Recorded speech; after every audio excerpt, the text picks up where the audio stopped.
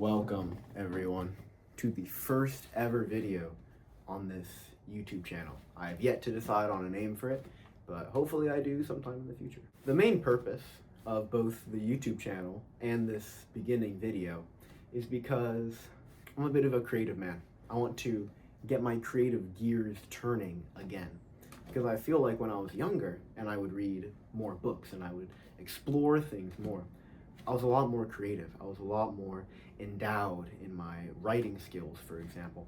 And I really want to get that back. So the purpose of this video is to do just that. It is to craft a power system outside of any specific world or verse that it's in, just to hopefully train my creativity skills. And I want feedback on it from the audience, the people watching this. And I know what you're probably thinking, but enter whatever YouTube name I think of in the future. Why are you making a power system that is like the least important thing to like a story or whatever? To that, I say that you are exactly correct, and that is exactly why I would be making a power system, because while it is the least important to a story, I also believe that it is where I can explore the most, where I can write it within like maybe a few days or whatever, and then I can present it to all of you.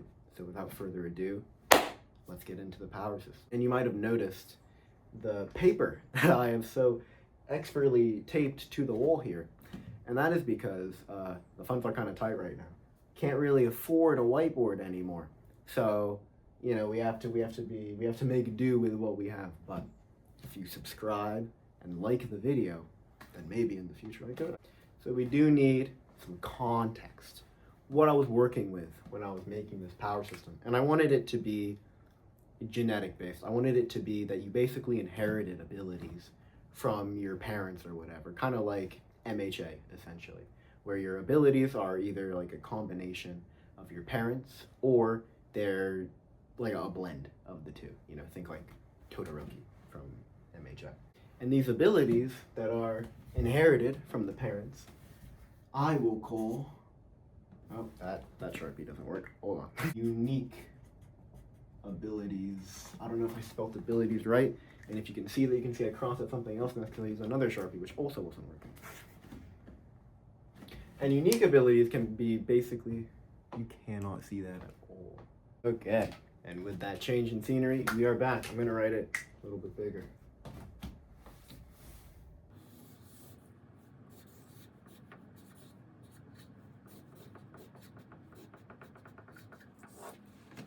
Okay, I think that's fine. So, unique abilities. Oh my days. Anyways, unique abilities are largely random, right? They can essentially be anything. And they're different across any superpowered individual within this verse. And outside of the unique ability, which can also be inherited, there is another ability that can also be inherited. And I'm gonna guess that maybe purple is working. And this ability is called, it is, this ability is called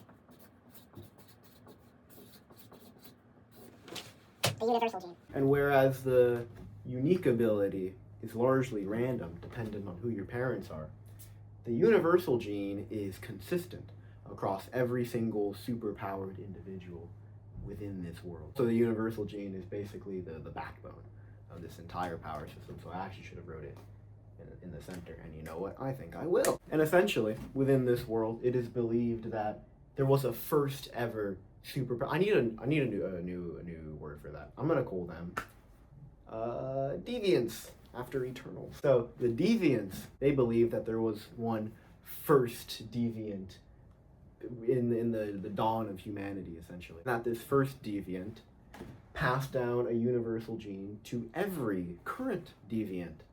And that universal gene is known as total body control. But what is total body control? Yelling through the screen. I'm gonna call it TBC for short, and you definitely cannot see that, but I wrote it, so don't worry about it. Well, total body control essentially allows a deviant to be able to relocate resources across their entire body as the deviant sees fit, right? Essentially, prioritization within the body. But what does this actually mean in practice. In essence, this means that, I'm going to try to draw something. Yeah. In essence, this means, I'm going to use a different color too. Now let's assume that you were punching someone and you had total body control, right? Typically when you're punching someone, or really when you're going about any day-to-day activity, your body tends to handle a lot of things automatically. Hair growth is something automatic, nail growth is largely automatic, but with total body control, you gain sort of control. It's not really control, but it's sort of like an optimization of your body. So again, if you were punching someone, you could drag resources away from hair growth, essentially stopping it, and from nail growth, and maybe from your non-dominant limb, and put that power within the arm that you are using to punch someone to greatly increase its power and to essentially turn you superhuman. And deviants have found that there are 3 main ways to use total body control. The first way they can use it, first main way is to use it physically on the stuff that is seen. And we've already gone over this sort of with the punch, right? Essentially, you can power yourself up by dragging resources, biological activity, essentially transferring that over to wherever you need to transfer it to. And this can also apply to stuff like healing, natural healing. You can drag resources away from something else and put it into healing this one spot to rapidly regenerate. However, everything here that TBC does should still be essentially human. You can't regenerate a limb normally, even if you had all of the time, all of the resources in the world. So simply by using TBC to drag resources away from everything else towards regrowing a destroyed limb, you would still not be able to do that. TBC is only good for ensuring that you have manual control over your body's prioritization. And the second way to use TBC is to use it, I'm gonna call it mentally, even though it's more like the unseen aspects as opposed to using TBC to alter you physically, which is more of the seen aspects. And mentally is the stuff that you would expect. Using TBC, you can remove fatigue from yourself, you can remove the need for, you can remove hunger, you can remove thirst, etc. All of the stuff that is unseen within your body. But if TBC is only good for essentially rerouting things, then that doesn't mean that you're removing any of the fatigue. I think that's serotonin that makes you tired. You're not actually removing any of the serotonin, you're just moving it someplace else, right? And to that I would say, yes, absolutely. You're just moving it somewhere else. So that cannot be kept up continuously. You can't feel not tired forever. Eventually the serotonin would catch up with you, and then eventually you would just pass out. And the same goes for hunger and thirst, except instead of passing out, you would just die because you would have not eaten. And now seems like a good time that I should mention that TBC does have a time limit, essentially. Your body is constantly trying to ensure its natural order of things, and when you disrupt that, it's naturally trying to return to that. So I think TBC has a time limit of give or take about 18 hours. And that means that if you move resources to an arm or something and you just left it there, essentially, eventually it would filter back into the rest of your body over the span of 18 hours. This is important for the sort of last part of the universal gene power system. And that is that you can use TBC to alter your ability, your unique ability, given that your unique ability is essentially a part of you. Of course you can use TBC to alter it. And this is present in 2 main ways.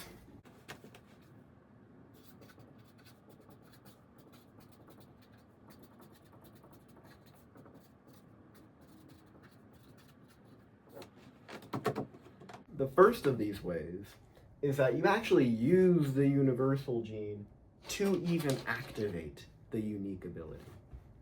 Every deviant has a unique ability. I'm not even gonna draw it, honestly.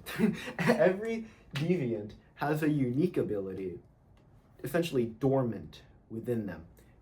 But you need the universal gene, you need TBC, in order for you to gain control over that ability, in order for you to prioritize, essentially, expelling it from your body. If you had fire control or something, you wouldn't be able to use it unless you actively told the fire within your heart, so to speak, to actually like leave out of your hand, to like blast fire out of your hand or something like that. And there are 2 steps mainly to using a unique ability through the universal gene. The first of these steps is that you have to like overflow yourself with your unique ability. You need to first essentially stretch like a rubber band. You need to stretch your ability across your entire body before you could eventually expel it, which is the second step.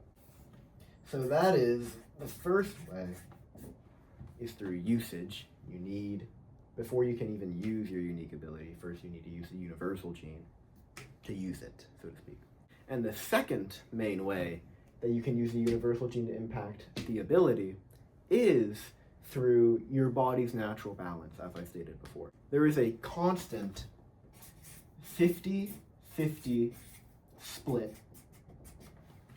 that your body is trying to commence between your unique ability and the universal gene, given that every deviant essentially has 2 superpowers within them.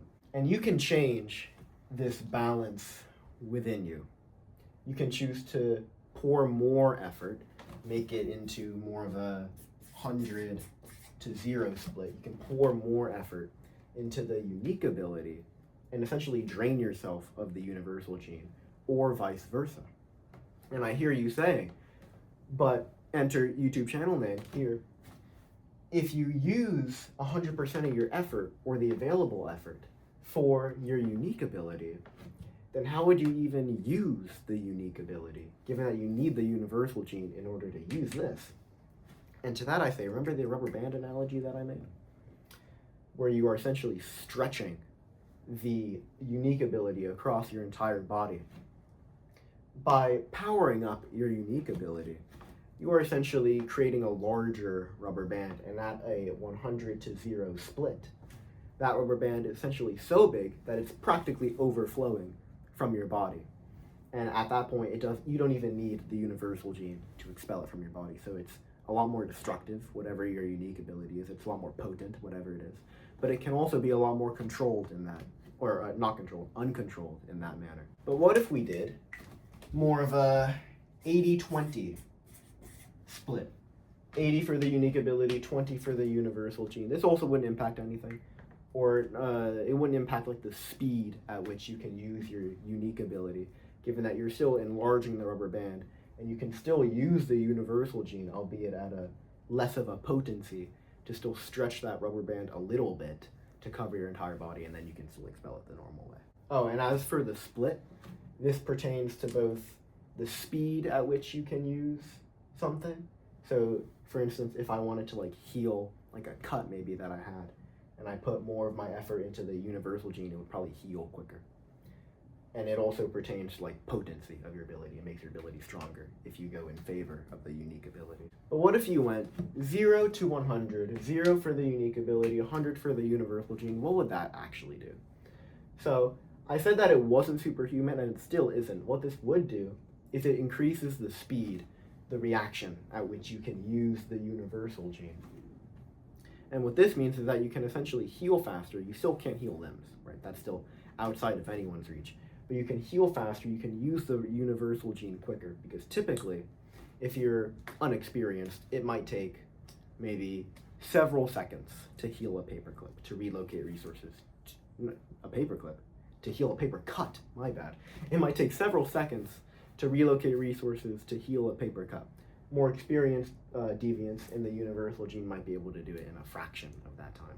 But if you pour more of effort into the universal gene, then even an unexperienced person would be able to heal like a pretty significant laceration within a few seconds too. But there is a trade-off, essentially.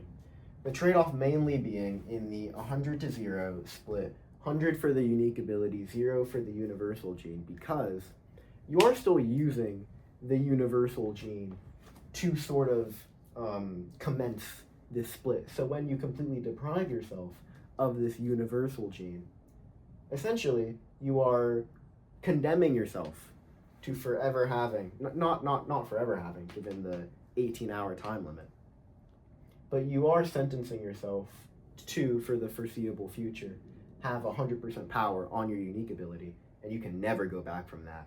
Whereas with the 0 to 100 split, 0 for the unique ability, 100 for the universal gene, you can still go back to the 50-50 split. But there are some issues with this, which I will get into. The main issue with that is that it is recommended, largely within this world, this verse, that you only use the universal gene to impact your unique ability once every, I'm going to call this a cycle. 18 hours is a cycle. That's how long it takes for the universal gene, TBC, to wear off, essentially. It's recommended you only use it on your ability once every cycle because of the drawbacks associated. One of the first drawbacks would be that as soon as you use it twice within a cycle, your body instantly puts you into a coma, of course, because your body is trying to protect itself, essentially protect itself from any more interference within its ability, because the second drawback, potential drawback, is that you could lose your ability. You could lose either your unique ability, the universal gene, or both. It's a coin toss, really, between being in a coma or ability loss. 50-50 split between the two if you use it more than once per cycle. I should write that down. Per cycle. And you can push past the coma by simply using TBC to alter you mentally to essentially get rid of the coma, but again, you only postpone it for a later time. And there are similar-ish drawbacks to using TBC to affect you physically and mentally. With physically, you kind of just have to be aware of where you're putting resources into, because you are still draining your body of its resources. So if you punch someone, that punch may be really, really strong, but if they then kick you in the leg, you might collapse on the spot, given that you drained resources from your leg, I'm assuming, right? And with mentally, I briefly kind of went over this, where if you sort of sap yourself for your hunger and thirst receptors, you could just die from just not drinking or not eating. And another thing that I completely forgot to mention is that when you spread the unique ability across your entire body, like the rubber band, it does have some effects on your body. So if you could control fire and you use your fire ability, you would then gain probably some fire resistance, like a faster metabolism maybe, as a consequence of spreading that unique ability across your body. And some deviants in this world can spread the unique ability across your body without actively using the unique ability. And I think that's it. I think that is every aspect of this power system, which I have thus dubbed the universal gene, that I have come up with within the last few days. Is it perfect? No, I don't think it's perfect, right? I think there are some issues with it, and that is why I came to YouTube to figure out what the issues are and to hopefully solve the issues, because I'm looking at it and I can't think of anything else to add, but maybe if you look at it, you can think of something else to add. So please leave a comment down below actually telling me what I should add, so I can hopefully improve it, and again, improve my creativity. And also do let me know if I am indirectly copying anything from this. I know I referenced MHA, but MHA isn't the first medium to use superpowers as like a genetics thing, you know? So if I am like severely copying someone, please let me know so I can change it. Yeah, I think that was the first video on this channel. I will be making more videos like this. I might make a world building video and just generally how I commence my world building, what I think of it. I might make a character creation video at some point. But yeah, let me know what you think. And also, if you went something like 20-80, 20 for unique ability, 80 for the universal gene, then the rubber band, again, I'm going back to this, the rubber band analogy, the rubber band would be smaller, right? But since your TBC would be a lot more powerful in this regard, you would still be able to stretch and you would still be able to use your ability, although it would be substantially like less powerful in that. So I would imagine that if you are sort of confident that your ability is more powerful than whoever your opponent is, that you would put more of an emphasis on the universal gene if you wanted to be more defensive, or if you wanted to be more offensive, then you would put more emphasis on your unique ability.